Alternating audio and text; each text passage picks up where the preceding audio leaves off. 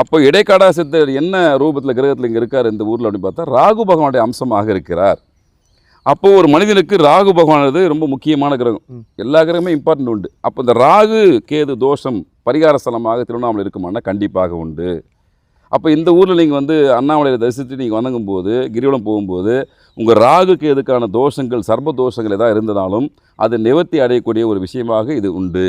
ஒரு அற்புதமான பதிலுங்க. இப்போ நீங்கள் சொல்ல மாதிரி அந்த ராகு கேது சார்ந்தவர்கள் திருவண்ணாமலை வர்றது ரொம்ப சிறப்பு. நன்றி. அது ரொம்ப அற்புதமான விஷயம். அந்த பரிகார ஸ்தலமாகவும் நம்ம பார்ப்போம் இந்த பூமியை. அதுக்கடுத்து பார்த்தீங்கன்னா அருணகிரிநாதருக்கு முருகப்பெருமான் காட்சி கொடுத்த இடம் தான் இந்த ஊர். ஆமாம் ஆமாம். அதாவது இப்போ தற்கொலை எண்ணம் ஒரு மனுஷனுக்கு வருன்றது ஒரு விஷயம் இயல்பு.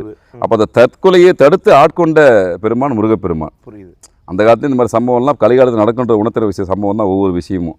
இப்போ அருணகிரிநாத ஹிஸ்ட்ரி பற்றி எல்லாருக்கும் தெரியும். அவர் எப்படிப்பட்டவர் இருந்தாருன்னு, எப்படி அவர் இறைத்தன்மையை பெற்றாருன்னு தெரியும்.